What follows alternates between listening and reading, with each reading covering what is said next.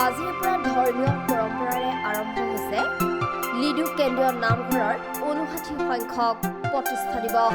পুৱাৰে পৰা ভক্তৰ সমাগমেৰে এক উখল মাখল পৰিৱেশৰ সৃষ্টি হৈছে।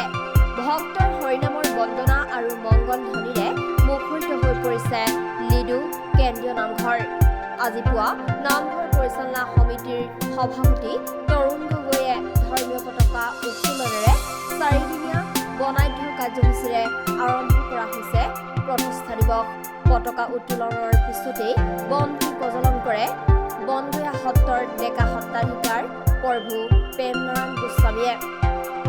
পবিত্ৰ ভাগৱত প্ৰতিষ্ঠা কৰে নামঘৰ হাতোলা পুষ্প গগৈ আৰু সহ হাতোলা লোকনাথ কোঁৱৰে। এই আধ্যাত্মিক অনুষ্ঠানত নাম প্ৰসংগৰ নামাচাৰ্য হিচাপে উপস্থিত থাকে শ্ৰী শ্ৰী বনগুয়া সত্ৰৰ ডেকা সত্ৰাধিকাৰ প্ৰভু প্ৰেমনাৰায়ণ গোস্বামী। আনহাতে মাঘেৰিটা সমজিলা নামঘৰসমূহৰ যৌথ মঞ্চৰ সভাপতি পূৰ্ণানন্দ দিহিঙীয়াই শুভ উদ্বোধন কৰা ভাগৱত পাঠ অনুষ্ঠানত মুখ্য পাঠক হিচাপে উপস্থিত থাকে অনিল চুতীয়া আৰু জীৱন শইকীয়া। আজিৰ পৰা অহা ৩১ মেলৈ ৪দিনীয়া কাৰ্যসূচীৰে অনুষ্ঠিত হ'বলগীয়া এই প্ৰতিষ্ঠা দিৱসৰ বিশেষ আকৰ্ষণ হৈছে ভাওনা।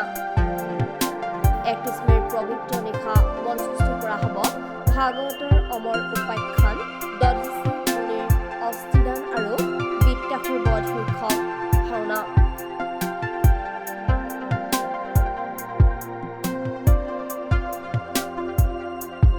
প্ৰেমনাৰায়ণ গোস্বামী আহোম ৰজা দিহিঙীয়া ৰজাৰ দিনত প্ৰতিষ্ঠিত শ্ৰী শ্ৰী বনগুয়া সত্ৰৰ এজন প্ৰতিনিধি হিচাপে বৰ্তমান মই ডেকা সত্ৰৰ সত্ৰাধিকাৰ হিচাপে মাৰ্ঘেৰিটা অঞ্চলত বিভিন্ন প্ৰান্তত মই যিখিনি গুৰুজনাৰ ধৰ্ম প্ৰচাৰত যিখিনি ল'বলগীয়া ব্যৱস্থা সেইখিনি মই যৎকিঞ্চিত চলাই আহিছোঁ।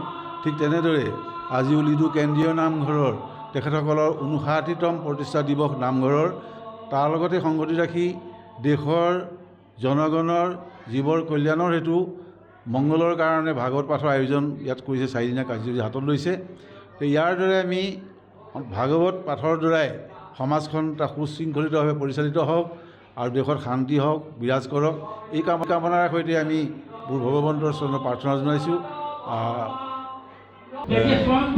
ভাগৱত ভগৱন্তৰ তন্ময় মূৰ্তি। ভাগৱত দৰ্শন শ্ৰৱণ কীৰ্তনৰ জৰিয়তে স্বয়ং ভগৱানক দেখা পোৱা যায় বুলি কোৱা হয়। যে ভাগৱতৰ মাহাত্ম্য আমি সকলোৱে জানো আৰু এই শ্ৰৱণ কীৰ্তনৰ জৰিয়তে বিশ্ব শান্তিৰ বাবে আমি প্ৰাৰ্থনা কৰোঁ। মানৱ সমাজত শান্তি শৃংখলা যাতে বিভিন্ন দুৰাৰোগ্যৰ পৰা যাতে আঁতৰি যাব পাৰে ৰক্ষা কৰিব পাৰে তাৰ কাৰণে আমি ভাগৱত পাঠৰ অনুষ্ঠান আয়োজন কৰিছোঁ। বিভিন্ন জাতি জনগোষ্ঠীৰ মিলনভূমি লিডু, সমন্বয়ৰ লিডু, সম্প্ৰীতিৰ লিডু, সদ্ভাৱৰ লিডু। এই লিডুৰ ঐতিহাসিক ধৰ্মীয় পীঠস্থানসমূহৰ ভিতৰত অন্যতম লিডু কেন্দ্ৰীয় নামঘৰ।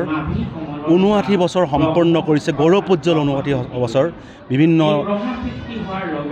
উত্থানৰ মাজেৰে ঘাট প্ৰতিঘাতৰ মাজেৰে আৰু এই নামঘৰৰ প্ৰতিষ্ঠা দিৱসৰ লগত সংগতি ৰাখি ৪দিনীয়াকৈ আজিৰে পৰা ভাগৱত পাঠৰ অনুষ্ঠান আয়োজন কৰা হৈছে। ভাগৱত পাঠ উপলক্ষে নাম প্ৰসংগ কাৰ্যসূচী অনুষ্ঠিত হৈছে। সেইধৰণে অন্তিম দিনা অৰ্থাৎ ৩১ মে' তাৰিখে সন্ধিয়া ৮ বজাৰ পৰা এখন নাট ভাওনা মঞ্চস্থ হ'ব। দধিচিৰ